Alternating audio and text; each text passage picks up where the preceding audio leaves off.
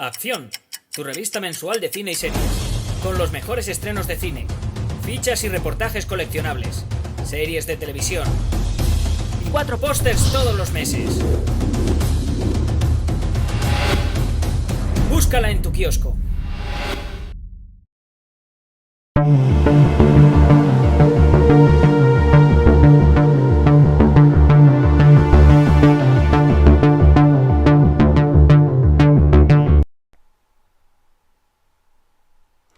Hola, muy buenas amigos, amigas, seguidores, seguidoras del canal Acción Cine en YouTube.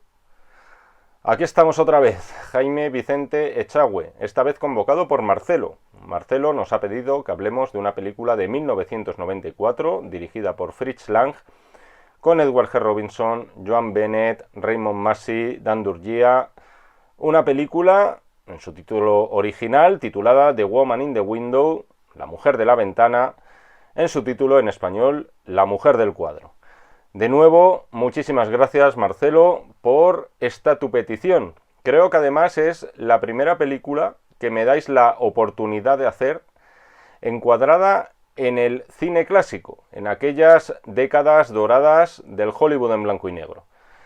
Y me hace mucha ilusión porque, aparte del peliculón que es La mujer del cuadro, creo que es una etapa que nunca hay que dejar de divulgar, no de reivindicar. No creo que sea el cine clásico una etapa que merezca reivindicación simplemente por el mero hecho de que no la necesita. El talento y la magia de todos aquellos años, de aquellos directores, actores y actrices, es indiscutible, pero sí que es cierto que a día de hoy vivimos muy pendientes de la novedad, de la última película de la que habla todo el mundo, de la serie que va a estar de moda durante un par de meses y que después se va a quedar inmediatamente olvidada de nuestra memoria, y corremos el riesgo de que el cine clásico, un cine imperecedero, acabe cayendo en el más absoluto de los olvidos. Así que muchísimas gracias a Marcelo por darme la oportunidad de aprovechar esta plataforma que es Acción Cine para poder aportar mi granito de arena con este vídeo y ayudar a que estos clásicos, en la medida de lo posible y en estos tiempos loquísimos que corren, sigan vivos. Y también se lo agradezco mucho por poder hablar con cierto detenimiento de Fritz Lang. Tenía muchas ganas de poder centrarme, aunque sea muy por encima, en alguno de estos vídeos durante un ratito. Es un director que, a poco que investiguéis en las raíces de la historia del cine, os vais a tropezar con el nombre de Fritz Lang unas cuantas veces. Si os interesáis por el expresionismo alemán, ahí tenéis a Mabuse. Si os gusta la ciencia ficción, encontraréis La mujer en la luna. Si os gusta el psicothriller, tenéis una cita obligada con M, el vampiro de Düsseldorf, película maravillosa. Si os gusta o os interesa lo que es la ciencia ficción distópica, tenéis la Biblia del subgénero, que es Metrópolis. Y por supuesto, y como en el caso que nos ocupa, si amáis el cine negro, tenemos un montón de películas como la que nos ha pedido Marcelo, La mujer del cuadro, o la posterior Perversidad, justo un año después. Y por cierto, son dos películas de sesión doble, La mujer del cuadro y Perversidad. Primero porque no es difícil confundirlas, mismo trío protagonista, equipo técnico muy similar y una trama de crimen, engaños, celos, falsos romances, dobles juegos, cine negro en definitiva. Y por supuesto son dos películas que se pueden confundir por los cuadros. Los cuadros son, en estas dos obras, elementos fundamentales. Solo mencionar también lo que es la trayectoria, por lo menos hasta esta película, de Fritz Lang, uno de los grandes directores con un parche en el ojo, como le sucedía a John Ford, Raoul Walsh, Nicholas Ray, Samuel Fuller y alguno más que seguro que me dejo. En su caso era un parche, vamos a decir, real, llevado por necesidad. Fue por las heridas recibidas como voluntario en el ejército austriaco durante la Primera Guerra Mundial. Como ya os he dicho, es uno de los padres del expresionismo alemán, entre otras obras también por su visión de la leyenda de los Nibelungos, Y tanto cortaba el bacalao el bueno de Fritz que el mismísimo Joseph Goebbels, ministro de propaganda del Tercer Reich, le ofreció un puesto muy importante en los estudios alemanes, la famosa UFA.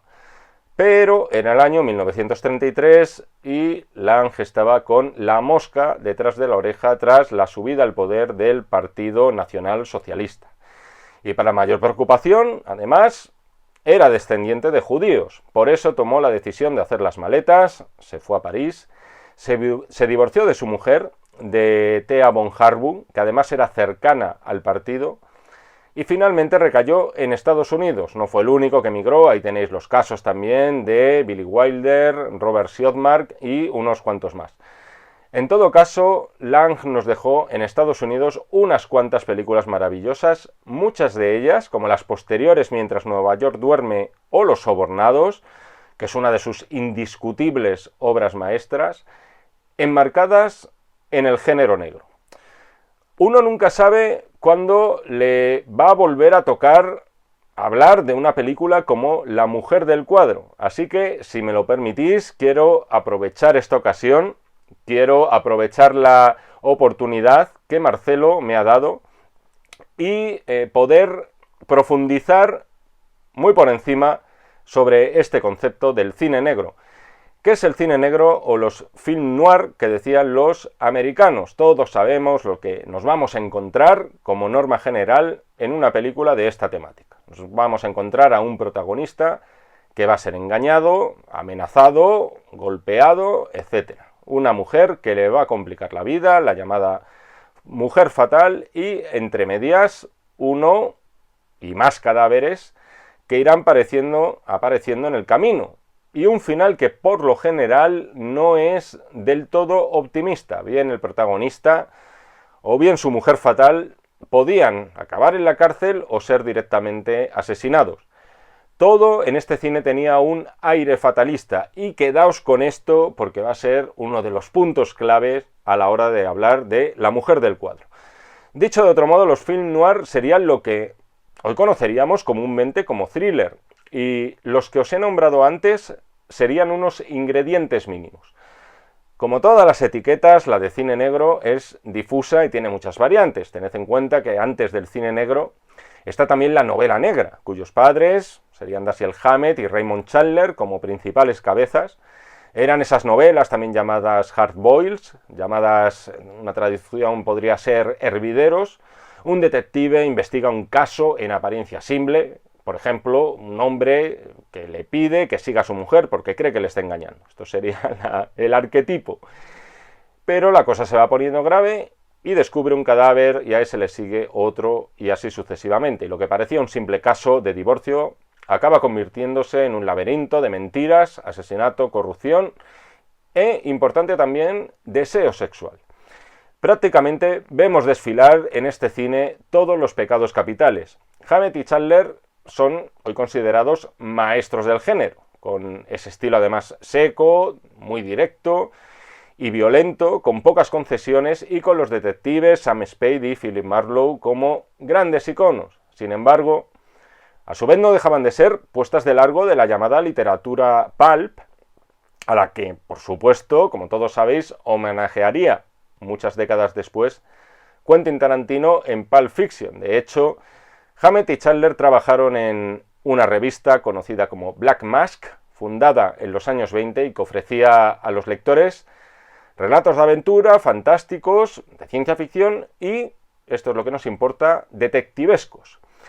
¿A dónde quiero ir con toda esta chapa? A ir directamente a por qué le llamamos cine negro al cine negro. Este nombre de Black Mask, de esa revista, La Máscara Negra, es uno de los orígenes del uso de la palabra negro asociada al género de detectives. Como casi siempre son los críticos, esos seres tan especiales, los que ponen las etiquetas. En este caso un italiano llamado Nino Frank comenzó a llamar noirs a las películas marcadas con estas características, considerándose algunas de las primeras La carta de William Wyler con una espectacular Bette Davis y, por supuesto, El halcón maltés de John Huston. Y a la hora de encuadrar esas películas en el género negro era clave también el look visual.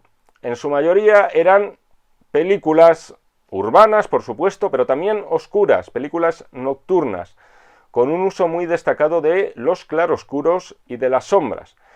Muy a la manera, en definitiva, del expresionismo alemán. Y es aquí donde yo quería llegar, porque es donde entra en juego nuestro director de hoy, que es Fritz Lang, uno de los responsables de introducir aquella corriente europea en el cine estadounidense de la época, y logrando así un crossover cultural que es lo que ha hecho grande al género negro.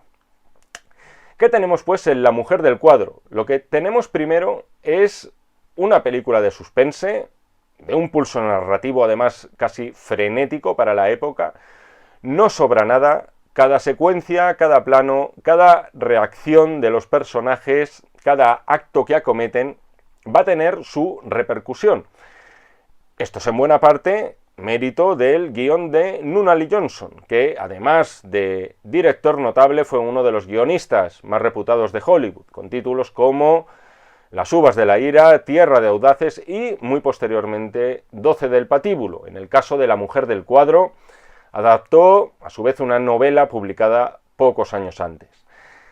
Sin embargo, y como realizador, crecido en el cine mudo, Lang era un narrador prodigioso, era consciente de que los planos están para aportar información al espectador, no solamente para ver a señores o señoras hablando. Era consciente de las posibilidades que ofrecía la profundidad de campo. Un plano no solo tiene por qué centrarse únicamente en un personaje que tiene en primer plano, sino que nuestra atención se puede diversificar a más personajes. Y en resumen, en definitiva, Fritz Lang era consciente del poder evocador que tienen las imágenes, de su poder como iconos. Puede que no recordemos diálogos de La mujer del cuadro, pero sí que nos llevamos a casa unas cuantas estampas que nos van a acompañar durante mucho tiempo. 5 estrellas, por supuesto, para la película, es un clásico y en ese sentido no me como más la cabeza. Por otro lado, lo que tenemos también en La mujer del cuadro es una película, a tenor de su final, moralista. Esto sé que suena peyorativo, pero fue su decisión, como luego analizaremos, debido a la conclusión de la película. En todo caso, era muy propio también de Fritz Lang explorar esos límites entre lo que es correcto y lo que es incorrecto, desde un punto de vista de la ética personal de sus protagonistas. Y en muchas de sus películas vemos a sus personajes situados en esa fina línea siempre. Debo actuar de acuerdo a mis impulsos o de acuerdo a mi conciencia. Todo eso, y es uno de los fuertes también de La mujer del cuadro, provocaba que sus películas tuvieran una profunda carga psicológica. Esto ya se nos deja claro en la presentación del protagonista, encarnado con su solidez habitual por Edward G. Robinson o Edward G. Robinson. Se llama Wanley, este personaje es un profesor de psicología y nada más empezar vemos cómo se encuentra dando clase en la universidad a sus alumnos sobre ética, hablando a sus estudiantes sobre que no se debe, por ejemplo, juzgar igual al que mata por legítima defensa como al que mata para beneficiarse de modo personal. Todo eso mientras la cámara se va acercando poco a poco. Este también es uno de los aspectos habituales del cine de Lang. Huía de la teatralidad, de la puesta en escena, propia de aquellas décadas, vamos a decir, tempranas del cine, y no tenía reparos en jugar con la cámara más de lo habitual. La cosa es que este profesor se queda unos días de Rodríguez, como decimos en España, o por lo menos, más bien como decíamos, el marido que se queda solo en la gran ciudad porque su mujer y sus 2 hijos parten de viaje. Por eso aprovecha y queda con sus amigos, que como él también son de clase alta, en un club de caballeros, en el que se empiezan, o mejor dicho, le empiezan a picar a él. ¿Por qué no echar? Y voy con otra expresión viejunísima, una cana al aire durante esos días. ¿Por qué no entregarse a aventuras nocturnas, aprovechando la ausencia de la familia, para recuperar la juventud de antaño? Sin embargo, Robinson en un principio se mantiene firme. La vida termina a los 40, dice, lo cual es una frase bastante desagradable de oír, y lo de intentar ser un jovenzuelo sin serlo le puede acarrear peligros indeseados. Sin embargo, antes de decir esto, se ha quedado embrujado. Ha visto a la mujer del cuadro. A la mujer del cuadro del título, la mujer de la ventana, en el título original, un retrato de una chica joven cuya belleza le ha dejado absorto.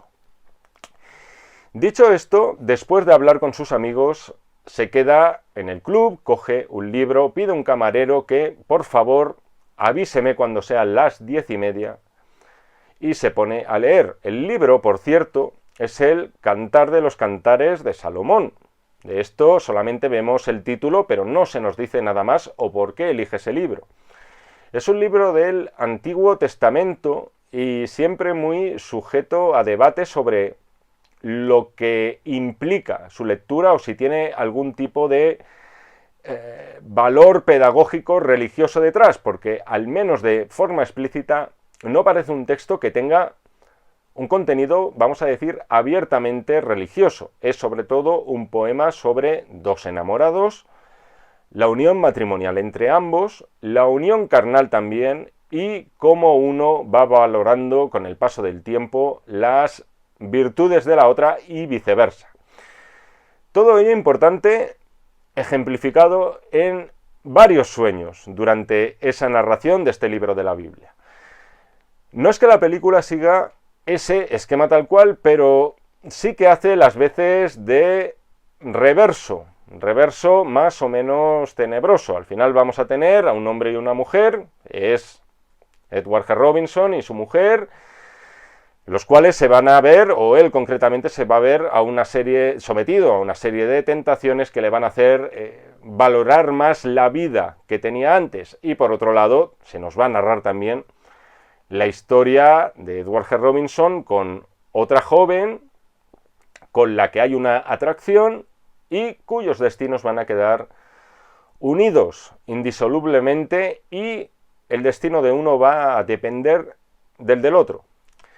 Ya fuera del club sale a la calle, vuelve a ver el cuadro, y aquí está una de esas imágenes tan poderosas y tan caras al cine de Fritz Lang. El reflejo en el cristal, la mujer en la ventana del título original de la chica que ha servido de boceto para ese cuadro. En este caso Alice, interpretada por Joan Bennett. Me encanta, por cierto, eso de que la mujer de fuera, no la retratada, le diga que a veces va a ese lugar, a ese escaparate, solo para ver los rostros de la gente, para ver cómo reaccionan ante su representación. Y concretamente le ha gustado mucho la reacción de Edward G. Robinson. A partir de aquí, el protagonista es sometido a tentación. De ahí, como os decía, que todo tenga un trasfondo moral. Sabe que debería decir que no, ya es mayorcito, sabe que eso sería lo más prudente, pero no, se va con ella a tomar una copa y da el siguiente paso ya más serio, que es el de ir a su casa. Me gusta mucho también esa entrada de ambos en la casa de Joan Bennett. El piso está en la penumbra, se queda el plano fijo y ella va encendiendo 3 lámparas, una a una, despacio, con calma, y todo ese escenario, que es su apartamento, acaba adquiriendo iluminación. Sin embargo, cuando empiezan a ponerse cómodos, irrumpe un tipo en casa, muy furioso, le pega a ella, le pega a él, comienza a ahogar a Robinson. Bennett le facilita unas tijeras y este se las clava repetidas veces por la espalda. Era un amante celoso de Joan Bennett. Lange estaba especialmente bien dotado a la hora de mostrar un crimen, un asesinato, con toda su crudeza. Esto lo veíamos, lo veremos también en perversidad. No tiene reparos a la hora de mostrarnos un cuchillo o unas tijeras, como es en este caso, hundidas bien en la carne. En todo caso, este asesinato es el acontecimiento sobre el que va a girar todo. O sea, la acción, los sentimientos de los protagonistas. Todo va a remitir a este punto. Todo lo que vamos a ver después, las pruebas, etcétera, obligan a retroceder a este momento. Entronca además con el principio de la película que os decía antes y la charla que daba Robinson a sus alumnos. Hemos podido creer que se trata de un asesinato en defensa propia por parte del protagonista, pero sin embargo albergamos una duda razonable. Puede que haya sido en beneficio propio, quizá ha matado a ese hombre porque, aparte de que le estuviera estrangulando, quitárselo de encima es quitarse de encima un obstáculo para poder abrazar su objeto de deseo, que es Joan Bennett. De hecho, tiene la oportunidad de llamar a la policía para explicar todo lo que ha ocurrido y sin embargo no lo hace, se arrepiente. Por otro lado, ha sido ella la que precisamente le ha ayudado poniendo en sus manos el arma del crimen. Y queda bastante claro que a Joan Bennett esto también le ha venido muy bien, el hecho de que Robinson se cargue al cafre de su amante. Uno ha sido la mano ejecutora, la otra ha sido la cómplice, y Edward G. Robinson sabe que están en líos. Además, en este crimen hay en juego también algo más. De descubrirse lo ocurrido, la vida profesional y personal del protagonista se arruinaría. Por mucho que lo hiciera en defensa propia, las preguntas serían inevitables. Oiga usted, ¿qué hacía usted en plena noche con esa señorita a la que acababa de conocer y que le ha llevado a su casa? Aquí también hay una lectura de clase en la película. Es un hombre bien posicionado, es un hombre que se va con sus amigotes a esos clubs snobs de caballeros, con sus bibliotecas de lujo, sus coñacs y sus puros. No quiere perder ese estatus, no quiere que le dejen sin esos juguetes, no quiere enfrentarse a eso, en definitiva, a lo que han sido las consecuencias de sus actos. Creo que, llegados a este punto, una pequeña pausita, un pequeño respiro, yo el primero, porque a veces me falta el aire mientras hablo y hablo durante minutos y minutos. Ahora sí, vamos a ir a saco con spoilers y de verdad os lo ruego encarecidamente, si no habéis visto esta película, merece infinitamente más la pena verla que escucharme a mí, sobre todo si no sabéis lo que va a ocurrir a partir de ahora. ¿Y qué es lo que ocurre a partir de ahora? Os preguntaréis. Que esa relación potencialmente romántica o incluso sexual que habría existido entre ambos personajes se va a convertir en algo muy distinto y mucho más turbio, en una relación en la que la confianza que tienen que depositar el uno en el otro es la base de todo. La confianza tiene que ser mutua. Si no es así, están perdidos. Robinson se lo propone en estos términos. Nadie sabe que tú y yo nos conocemos, tú ni siquiera sabes mi nombre, ni mi profesión. Voy a deshacerme del cadáver y cualquier prueba que hayamos dejado, y cuando eso acabe, adiós, muy buenas. Ha sido un placer, me he cargado a este señor, pero tú y yo ya no tenemos nada más que vernos ni hablarnos. De hecho, él va a por el coche y Joan Bennett está mosqueada por este asunto. No se fía. Y le pide que le deje una prenda de él como garantía de que va a regresar efectivamente y que no le deje ahí con todo el pastel.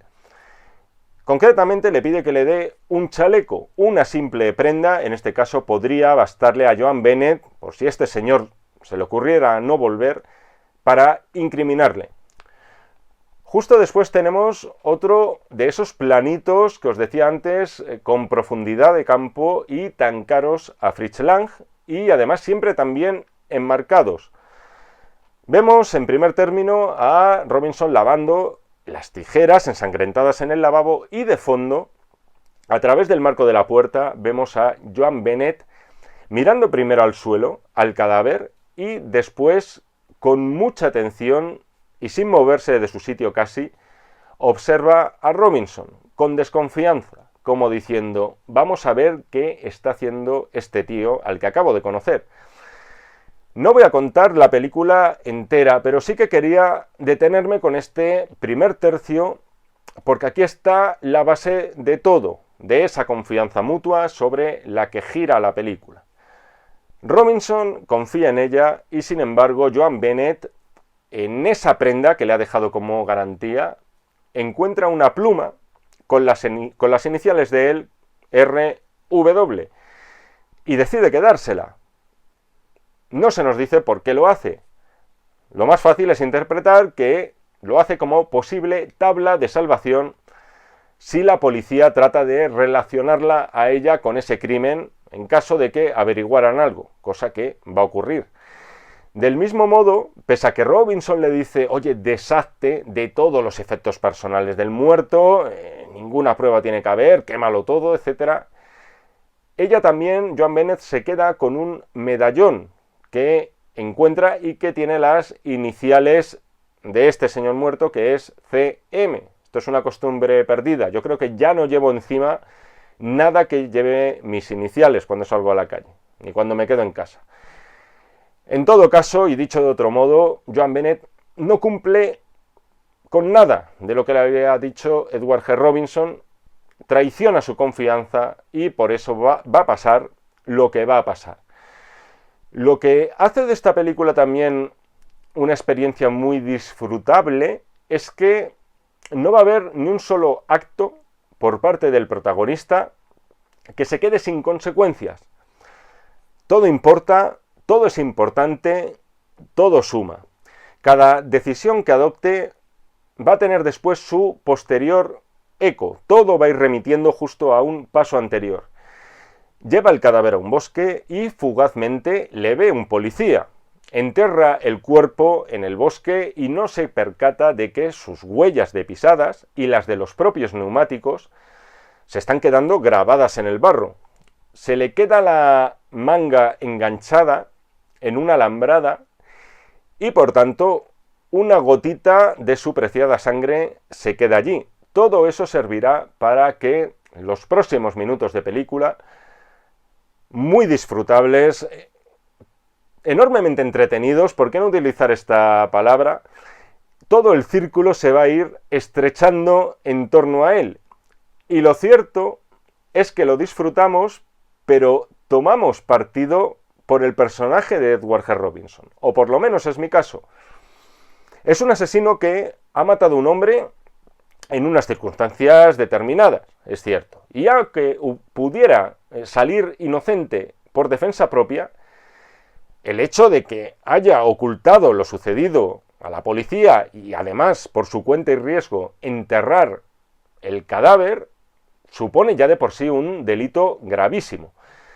Pero sin embargo, y pese a todo, le defendemos, queremos que salga impune de todo esto. Por eso lo pasamos tan sumamente mal / bien cuando vemos que su amigo, el fiscal interpretado por Raymond Massey, le va contando las novedades del caso, novedades, pequeñas pistas que le van incriminando. El tipo de sangre, el número de pie, las marcas de los neumáticos que corresponden justo a la marca de su coche, y por eso sufrimos cada vez que Edward G. Robinson mete la pata, porque mete la pata. Al final no es un hombre que esté acostumbrado a lo que son las lides del asesinato y mucho menos de la ocultación de pruebas.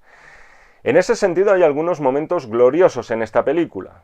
Por citar uno y por no destriparlo todo, el fiscal le pide que le acompañe en la investigación, cosa que Edward G. Robinson se ve obligado a aceptar entre dientes y de mala gana, pero si toma una postura muy defensiva y dice no quiero saber nada de eso, sabe que eso va a ser peor, que de algún modo se va a ir cerrando el cerco en torno a él. y por eso tiene que adoptar un papel como de voy a hacer como que me interesa todo esto y lo disfruto mucho. El fiscal le pide que la acompañe concretamente al lugar del crimen y el protagonista camina por delante del fiscal por el mero hecho de que ya sabe dónde se encuentra el cadáver sin que éste se lo haya dicho.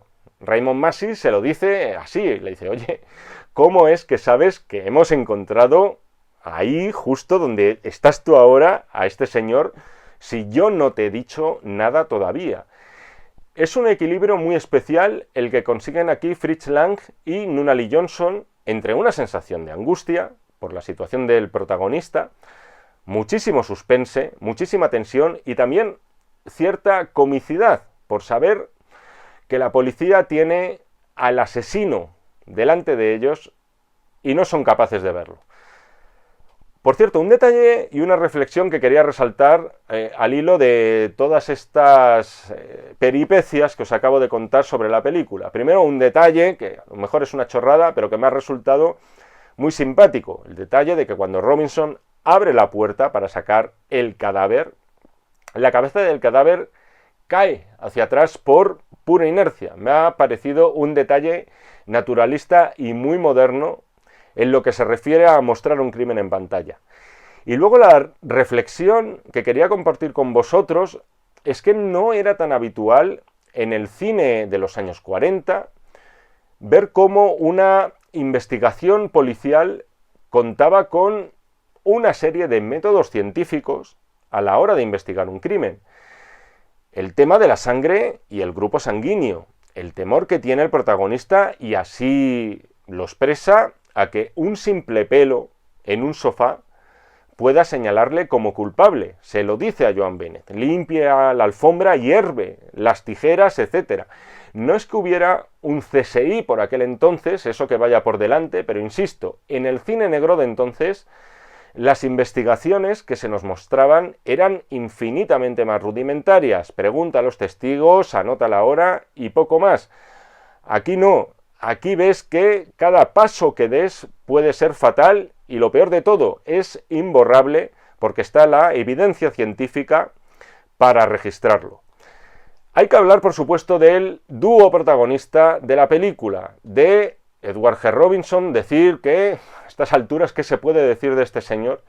Que era uno de esos prodigios, sobre todo de versatilidad en Hollywood. Era muy solicitado, es verdad, para hacer de gángster, de criminal frío, de criminal implacable, incluso cruel, papeles, por otro lado, a los que debió buena parte de su fama, y sin embargo, estaba perfecto también en un polo opuesto, el de pagafantas, engatusado por una mujer fatal, como es en este caso, y como repetiría después de la ya mencionada perversidad.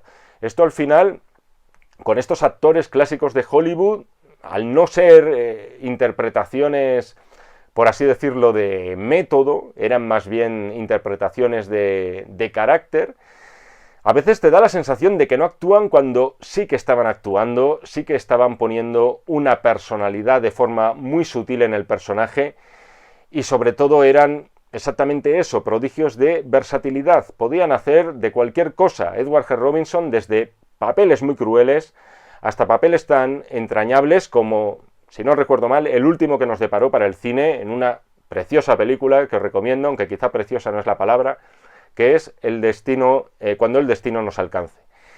De Joan Bennett, por otro lado, decir que era la mujer fatal de la época por excelencia. Tenía cierto aire de inocencia, algo de fragilidad también, pero con la personalidad suficiente como para tener a todos los hombres comiendo de su mano. Me gustan, por cierto, muchísimo sus encuentros con el personaje, que todavía no he citado, de Dan Jurgia, que interpreta al que era guardaespaldas del asesinado. Asesinado que después sabremos, posteriormente, no era un don nadie, precisamente. Era un señor, un financiero bastante importante. Este guardaespaldas de Dan Jurgia empieza a chantajear a Joan Bennett porque vio algo en esa casa, sabe que algo ha ocurrido. Y me gusta mucho cuando se mete en su casa, se sienta, encuentra primero un pelo en el sofá, otra vez los indicios, las pruebas, pese a que Robinson lo había dejado bien claro. Después encuentra las tijeras en un cajón, después la famosa pluma de Robinson y en el suelo da con un periódico con la foto de Robinson, porque le han ascendido en la facultad. Esto da también pie a un momento muy bueno, que es cuando Joan Bennett, después de todo este percal, le llama y le dice: he visto tu foto en los periódicos, y eso es lo peor que le podías decir en estas circunstancias a una persona en el pellejo de Edward G. Robinson. Le da un vuelco al corazón.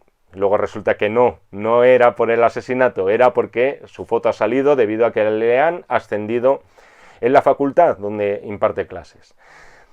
También es muy potente, y hilo aquí con Joan Bennett y su actuación, la seducción del personaje de Joan Bennett al personaje de Dan Durgia con el objetivo de matarlo, siguiendo, por otro lado, el plan que ha trazado Edward G. Robinson, ya que cada vez se ve más acorralado. El objetivo es suministrarle un medicamento en una dosis suficiente que sirva para liquidarlo. Ella le invita a su casa, lo engatusa, intiman, se empiezan a poner cariñosos, ella suelta un huyamos de aquí y vamos a vivir la vida loca, y juega mucho con la ambigüedad aquí en el guión y también la interpretación de Joan Bennett. Te da la sensación de que Joan Bennett se lo está pensando de verdad, huir con este personajillo. Pero Dan Durgia es listísimo, es sin duda el personaje más inteligente, más listo de toda la película, y le dice: esa copa que me vas a ofrecer, bébetela tú. Efectivamente, Joan Bennett iba a seguir el plan de Robinson para asesinarlo. Por tanto, no iba a traicionar a Robinson, eso es cierto, pero en todo caso, el guardaespaldas se ha dado cuenta y se les ha fastidiado el plan. La reacción de Robinson cuando Joan Bennett le dice por teléfono que ha fracasado en el intento es de auténtica resignación cristiana, y esto también dice mucho de la poderosa presencia de Robinson. Sabe que está perdido, y si os fijáis, las fotos de su mujer y de sus hijos están en la mesilla del teléfono mientras él está hablando con el teléfono. Es como si le estuvieran vigilando las caras de sus seres queridos durante todo el rato en esta aventura en la que se ha metido, aprovechando la libertad que tenía al estar solo en su casa durante esos días. En resumen, Edward G. Robinson sabe que se apartó de su camino, sabe que traicionó sus principios, traicionó a su mujer, y no le queda otra que aceptar el castigo. Y lo que hará será tomar una dosis letal del medicamento, precisamente que le iban a suministrar a Dan Durgia. Todo esto con esa fatalidad tan propia, como os decía antes, del cine negro. Y más que fatalidad, yo diría, en todo caso, crueldad. Se suicida justo mientras la policía se enfrenta en un tiroteo con Dan Durgia, lo matan, ven que tiene muchísima pasta encima, en parte la que le ha birlado al personaje de Joan Bennett, ven que tiene el medallón de las iniciales CM, que os decía antes, del muerto, y prácticamente dan el caso por cerrado ahí. Llegan a la conclusión, precipitada o no, que fue su ex guardaespaldas, en realidad, el que mató al amante de Joan Bennett. Por lo tanto, habría sido perfecto si Edward G. Robinson hubiera esperado, aunque fuera 5 minutitos más, se habría librado de cualquier responsabilidad en lo ocurrido y su pesadilla habría concluido. Sin embargo, no es así y toma el veneno. Ahora bien, el spoiler definitivo, quizá uno de los grandes spoilers de la historia del cine, no tanto por el valor que tiene, sino por... En fin, os lo voy a contar ahora. Los que habéis visto La mujer del cuadro, sabéis de sobra que este, en realidad, no es el final. No es Edward G. Robinson ahí plantado en el sofá languideciendo. hay que retroceder al principio de la película, cuando de esa biblioteca coge el libro del Cantar de los Cantares y le dice al camarero que le avise cuando sean las 10:30. Lo que vemos justo ahora es que el camarero le avisa, Robinson se había quedado dormido y todo este rollo que os he contado hasta ahora no era sino un sueño. Fritz Lang dijo que en el guión original, el de Nunnally Johnson, acababa efectivamente con la muerte, con el suicidio de Edward G. Robinson. Sin embargo, el director consideraba que se trataba de una conclusión muy anticlimática. No le acababa de convencer. Bueno, pues este señor ha hecho esta serie de cosas, ha fracasado, se siente muy mal consigo mismo, piensa que lo va a perder todo y decide matarse. No le gustaba el final, no le acababa de llenar el ojo, por así decirlo. Haceros solo la idea de una cosa. Ya entonces, ya en los años 40 del siglo XX, Lang era muy consciente de que concluir una película con un "es que todo era un sueño" suponía un recurso barato y visto hasta la saciedad. Pero hay que reconocer, y por lo menos así él mismo lo decía, que peleó literalmente por incluir este final, e incluso se peleó con Nunnally Johnson, al que no le hizo ninguna gracia que cambiara su libreto. Hay que decir que lo que sí que fue de verdad original Fritz Lang fue en hacer que los personajes del sueño fueran personajes del mundo real. El asesinado es el guardarropa del club, Dan Durgia es el portero del club, etc. Todo es falso, lo que hemos visto, salvo la mujer del cuadro. La mujer del cuadro permanece, y cuando parece que se van a repetir los hechos, una vez que Robinson despierta de ese sueño y sale del club, el reflejo de una mujer aparece de nuevo en el escaparate, pero la decisión de Edward G. Robinson es salir de allí por pies. Os reconozco que de ahí mis dudas y cavilaciones a la hora de afrontar esta conclusión justo antes. Es muy discutible este tema del sueño. Y a mí me parece también discutible lo que decía Fritz Lang de que la originalidad estaba en que los personajes de la historia eran luego los personajes reales. En el mundo del sueño eran unos, en la vida real eran en realidad personajes, por así decirlo, sin peso relevante. Un aparcacoches, el responsable de guardarropa de un club. No me parece del todo original teniendo en cuenta que hay una película que es anterior, que es El Mago de Oz, donde, en fin, hacer spoiler del Mago de Oz me parece un poco absurdo, pero bueno, digamos que ocurría algo similar. Personajes que se veían en la película, luego resulta que eran personajes del mundo real. Pero, haciendo un poco de abogado del diablo, es verdad que este final también le da todo el conjunto ese tono de fábula moral y conservadora, vamos a decirlo así. Acepta tu vida tal y como es.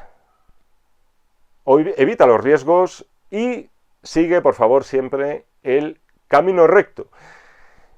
Es discutible, es sorprendente, porque como decía el propio Fritz Lang, ya incluso era algo manido, no te lo esperabas que de repente te fueran a soltar esta conclusión, incluso en una película de mediados de los años 40.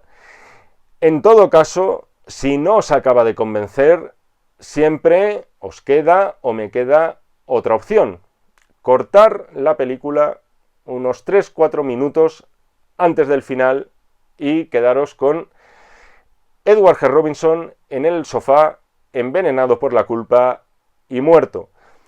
Yo esta vez lo he intentado y al final, aunque sea muy manido, siempre quiero ver ese final con todos esos personajes del sueño convertidos en seres de carne y hueso.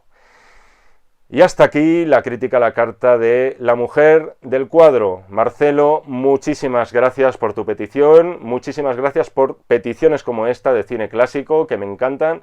Espero que la espera te haya merecido la pena. Al resto, si os gustan las críticas que hacemos en el canal y personalmente las que hace un servidor, por favor, no dudéis en contactar con la dirección del canal a través de las instrucciones que veis un poquito debajo de esta pantalla, un poquito más arriba. Bien podéis suscribiros al canal, bien podéis uniros. Si me lo requerís, nos seguiremos viendo aquí en el canal de Acción Cine en YouTube y por supuesto nos seguimos leyendo en este y en todos los que están por venir de los números de la revista Acción. Muchísimas gracias y hasta otra. Acción, tu revista mensual de cine y series, con los mejores estrenos de cine, fichas y reportajes coleccionables, series de televisión y 4 pósters todos los meses. Búscala en tu kiosco.